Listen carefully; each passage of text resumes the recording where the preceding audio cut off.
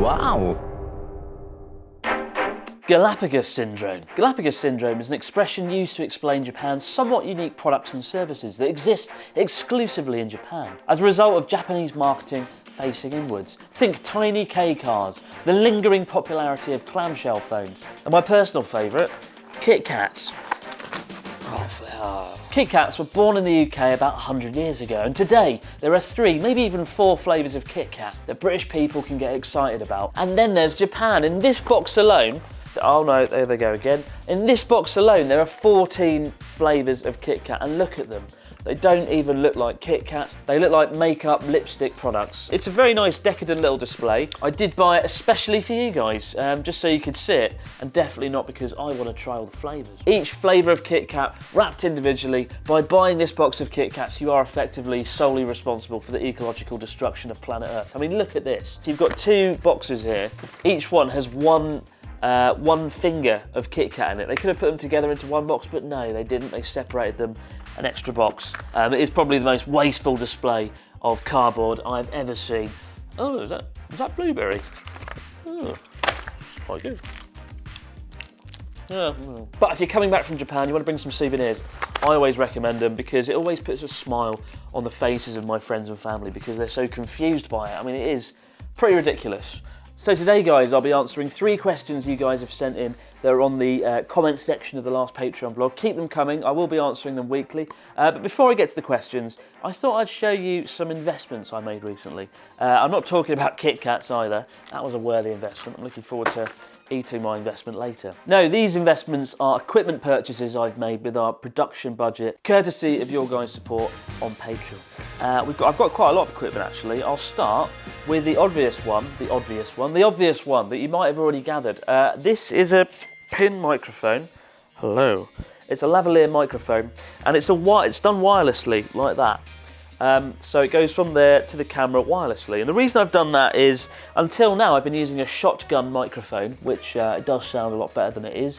It's a great microphone, but it just goes on the top and it's directional. So if I'm sitting here, the microphone will be there and I'll talk towards it. With this one though, I can face any direction. I can walk off. I could be over here somewhere, the other side of the room, and the audio quality is consistently the same. It's consistently good. And I figured that if you're going to be doing documentaries and things like that, you need to get one of these.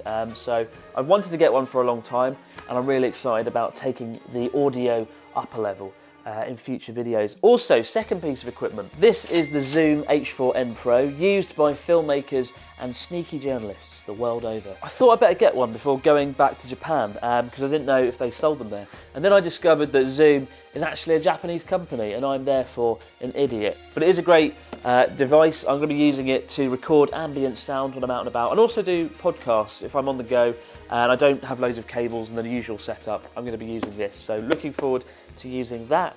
And also another audio thing, equipment number 3. There's 4 pieces of equipment, we're almost there. This is a microphone shield sound booth device. Basically it's just a thing that goes around the microphone. Until now, when I've been recording my podcasts, I have a condenser microphone and I put it in a cardboard box.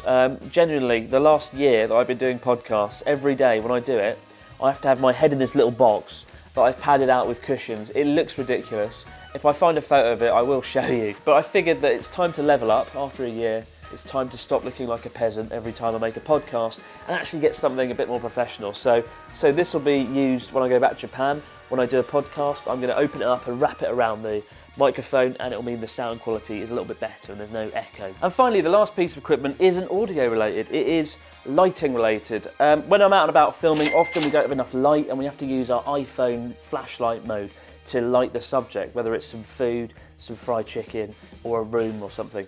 We need to use our flashlight. That's not practical or good. So I've got this little light, which is obscenely powerful. It's by Aperture. It is like holding the sun in your hand. Look at that. That's on low light mode. That's ridiculous light mode. But best of all, you can change whether it's warm or cold. You can change what the lighting colour looks like as well. So that's going to come in handy when we're lighting Ryotaro's face. We can see how shiny his forehead really is. Go fuck yourself.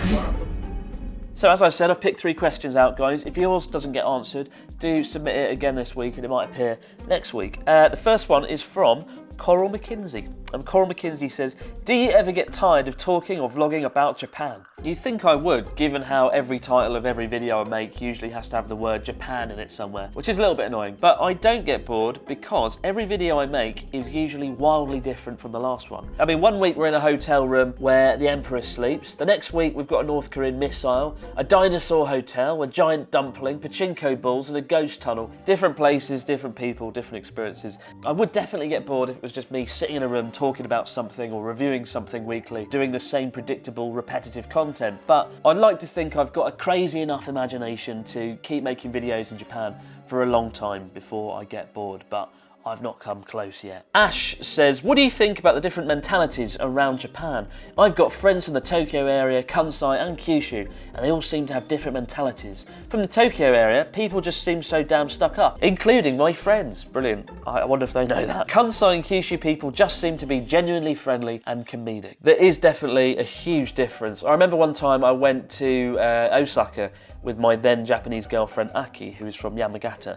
Yamagata's in Tohoku, and Tohoku people have a reputation for being quite shy and reserved. But when we went to Osaka, she was flabbergasted, shocked by just how rude everyone seemed to be. To me, they all just seemed the same. Everybody just seemed nice. There were just subtle differences in the way people spoke and acted that came across as rude to her. So if somebody put a gun to my head and said, you have to make a new Japanese friend in 24 hours, which would be a great film, no doubt about that, then I'd hop on the first bullet train to Osaka because it's ridiculously easy there. Everybody is just so friendly. Part of me does wonder what it would have been like had I ended up living in southwest Japan, like Kagoshima, Fukuoka, or Osaka, where people are more approachable, people come and talk to you more. I would have met a lot more people who are like Natsuki, I think, compared to Sakata and compared to Tohoku, where people are quite shy. So, yes, with that in mind, I think if you do choose to live somewhere in Japan, try and aim more towards the west, the southwest. I think you'll have a lot more easier time trying to make Japanese friends along the way. And the last question for this week is from Rob. He says, in a few older videos, you went on a date in a suicide forest and also talked to a friend of yours about pickup lines. My question is, how has your dating life been in Japan? When I was in Japan in October, I had a ton of people look at me and say hi. Oh, lucky you, Rob. But I can never muster up the courage to talk to anyone really. Have you had a decent dating life, or have you been staying away from it while doing your amazing videos? Well, Rob, if people are coming to you and saying hi, you're off to a bloody good start, because that's more than I've ever had. I get female viewers always message me on Instagram and Twitter and stuff saying, oh my God, Chris, I saw you this afternoon by a tree, but I was too nervous to come and say hi. So if people that know me are too frightened to come and say hello, what hopes have I got for Japanese female strangers? I'm currently single actually, but I have dated 3 or 4 people whilst living in Japan, 2 of which were Japanese. I once asked my students what they thought about dating foreigners, because I always thought everybody would want to do it, surely, it's cool, it's interesting. But actually, most of them said they didn't want to do it, it's just too mendokusai, which means troublesome, bothersome. It's a lot of effort, because dating someone, you've got to transcend lots of cultural barriers, you've got to try and win over your parents, it could jeopardise the collective unit of the family, you know. There's nothing scarier for Japanese parents than having their son or daughter whisked away by a foreign partner, living overseas and never coming back, especially as in Japan, the children have to look after the parents. So in their absence, off dating foreigners, that kind of compromises the whole family unit. If you know you want to live in Japan forever, if you speak a bit of Japanese, or really good Japanese, or the person you're dating doesn't have to worry about parents or family, then I think it's nice and easy, you won't have any problems. But for the most part, if you don't fit or tick any of those criteria, it will be a bit difficult and it will cause all sorts of unforeseen problems later on. I mean, I can't generalise from my relatively serious relationship with a Japanese girl, but certainly after the first 6 months, things started getting serious. You know, we started talking about marriage and children.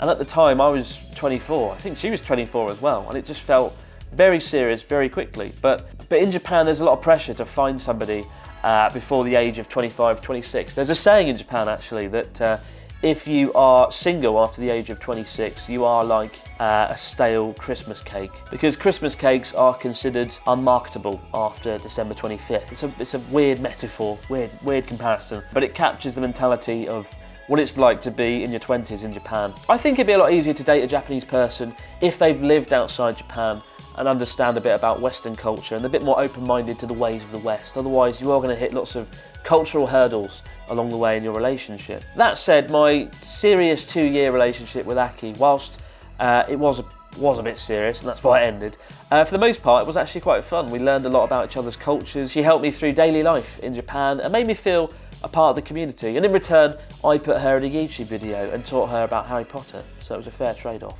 Thank you to all of you for sending your questions in. Keep them coming, guys. I will be answering more next week. For now, I've got to go and pack my bag because I've got a flight back to Japan in about a day or two. I'm really excited to get back into work, back into doing things. I have been editing the new Journey Across Japan videos. I will be relaunching Journey Across Japan in the next week. I've rebranded it as Journey Across Japan Part 2 from Kobe to Kagoshima because the videos are a little bit different. I think they are better in Part 2. So I'm looking forward to getting Journey Across Japan back on the road. But for now, guys, no matter where you are watching from out there in the big wide world, as always, thanks for your support, and I'll see you in the next few days. Have a good one. And I'll dispose of these as I see fit. Ooh, pomegranate Kit Kat. Can that work? Oh God. Oh, it tastes like sour milk. Oh God, no. Wow.